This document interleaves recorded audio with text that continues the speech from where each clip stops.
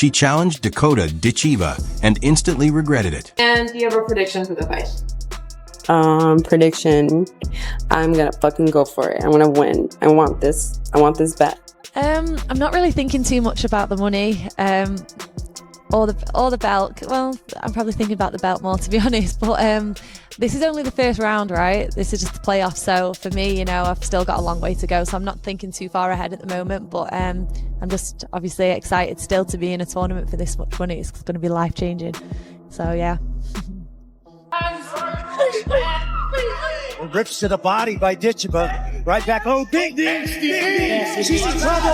She's in big trouble. Potentially, she's... The first highlight takes us back to Dakota Ditcheva's early Muay Thai career.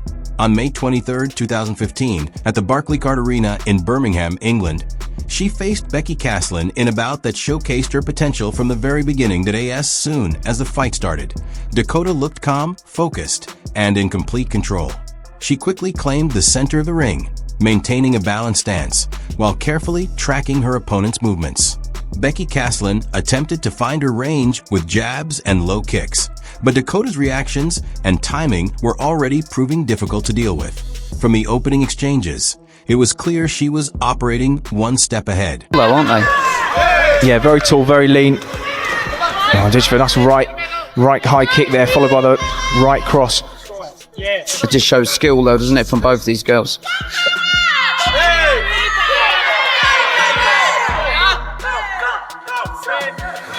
And just wonder what these girls are going to be like in 4 or 5 years' time, where it's sort of a bit of development of strength and power has come in. Yeah, I mean, they're already killers now. Absolutely. Well, Caslin launching a few low attacks. Caught the front leg of Ditcheva. Ditcheva's just come back from Thailand, where she was victorious over there. And she's been training hard for this as well, because we talked about one of the premier events, main event. And that sort of experience travelling worldwide at this kind of age has only got to be good preparation for you, fighting different styles. Exactly, getting used to different conditions.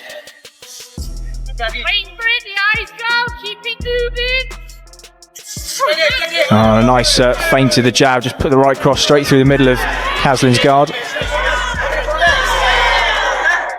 As the round progressed, Dakota started increasing the pressure, moving forward with confidence, and limiting Becky's space to work. Forced onto the defensive, Becky looked for opportunities to slow the pace by tying her opponent up in the clinch. However, Dakota remained composed in close range, using the position effectively to land quick knee strikes before creating space and returning to her striking game. It's movement-wise, a little stark contrast to the previous fight, one man hunting down the other, but the girl was really quite content to stand square in the centre of the ring. Yeah, you know, she's... As the opening round came to a close, Dakota had firmly established her authority in the fight. Her composure, sharp technique, and ring control were on full display, making it clear that she was dictating the pace and direction of the contest. Everything's getting annulled.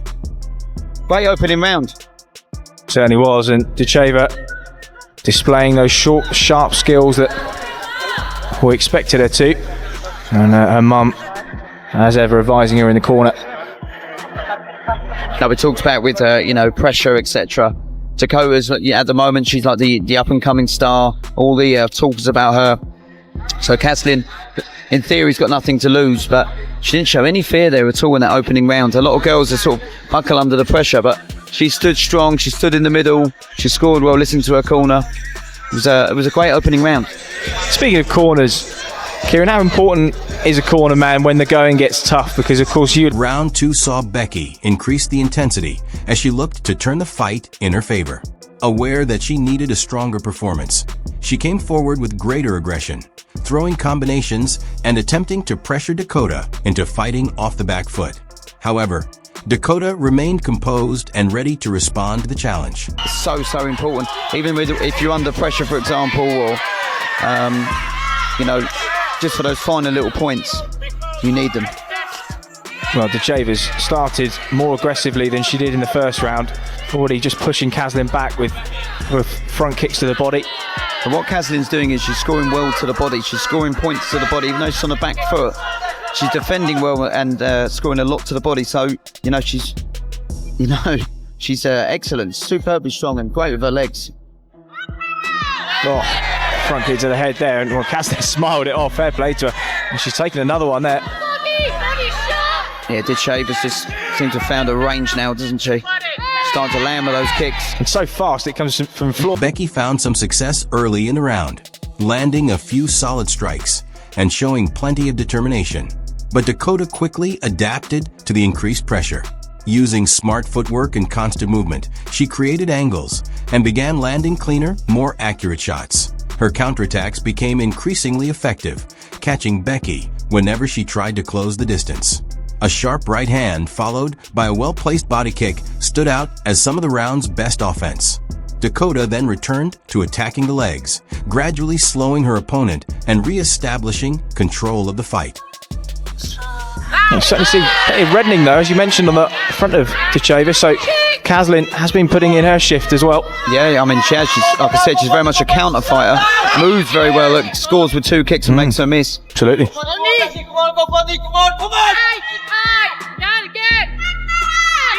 I think a lot of this fight, but in the later rounds, if it gets into the clinch, that's where the story's going to unfold.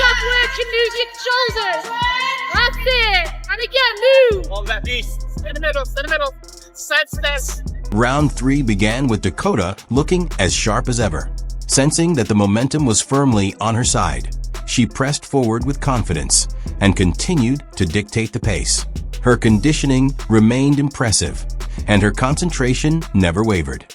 With every exchange, Dakota looked increasingly determined to close the show and leave no doubt about who was in control of the fight. Here the corners, they literally like... That back leg push kick's unbelievable. So quick. Quick and powerful, pushing her opponent back on, and she walks back to her corner at the end of the second round. You'll see later on, some of them are sort of 6, 7 and 8 years old, would you believe?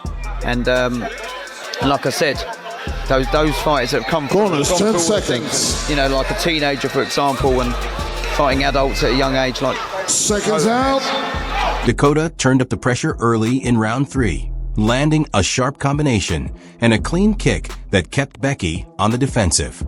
Controlling the pace with smart movement, she gave her opponent little room to recover. Moments later, Dakota landed a perfectly timed shot that stunned Becky.